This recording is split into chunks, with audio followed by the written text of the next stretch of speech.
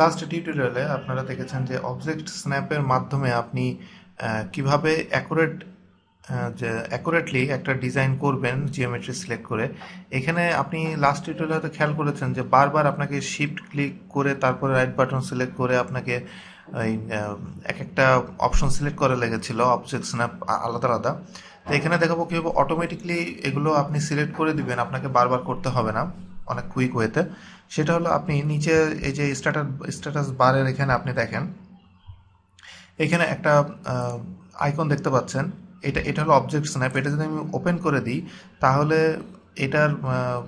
এটার ভিতরে আমি যে অপশনগুলো সিলেক্ট করে দেবো সেগুলো অলওয়েজ সিলেক্টেড থাকবে। অপশন সিলেক্ট করবো বলতে আমি রাইট বাটন ক্লিক করলে এখানে দেখুন, এখানে যে অপশনগুলো দেখছেন এর ভিতরে যেটা যেটা সিলেক্ট করা সেটা সে শো করবে। আমি যদি এখানে সেটিংসে যাই, সেটিংসে যে দেখেন আমি এখানে যেগুলো সিলেক্ট করা থাকবে শুধুমাত্র সেইগুলাই সে কাউন্ট করবে। তো এখানে ব্যাপারটা হলো যে আপনি যখন কাজ করবেন, এটাই আমি ইন্টারসেকশনটা সিলেক্ট করে দিলাম, দিয়ে আমি এখানে ওকে দিলাম। আপনি যখন কাজ করবেন তখন অবশ্যই মাথায় রাখবেন আপনি যেন সব সিলেক্ট করবেন না, আপনার যখন যতটুকু দরকার তার থেকে হয়তো দুই একটা আপনি বেশি সিলেক্ট করে রাখতে পারবেন। কারণ সব যদি আপনি একসাথে সিলেক্ট করে রাখেন আপনার কাজ করার সময় অনেক সময় একটু সমস্যা হয় এটা সিলেক্ট করতে। তো এই জিনিসগুলো একটু খেয়াল রাখবেন। তো এখানে আমি এগুলো সবই সিলেক্ট করেছি। সিলেক্ট করার পরে এখন দেখেন আমি লাইন টুল সিলেক্ট করলাম, করার পরে দেখুন অটোমেটিকলি সে কোয়াড্রেট পজিশন এবং সেন্টার সে অটোমেটিকলি সিলেক্ট করছে।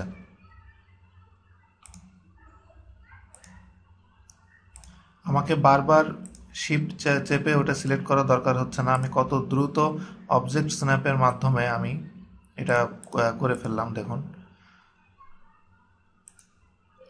And point to end point এইভাবে আপনি এটা করতে পারবেন। তো এইভাবেই খুবই ফাস্ট এবং খুবই দ্রুত সহজে আপনি অবজেক্ট স্ন্যাপের মাধ্যমে আপনি এটা করতে পারবেন। অবজেক্ট স্ন্যাপের আরও কিছু অ্যাপ্লিকেশন আছে। নেক্সট আমি যখন আরও প্র্যাকটিক্যাল এক্সাম্পল দেখাবো আরও সামনে, তখন আরও বুঝতে পারবেন যে অবজেক্ট স্ন্যাপের মাধ্যমে আরও কত ভালো কাজ করা যায়।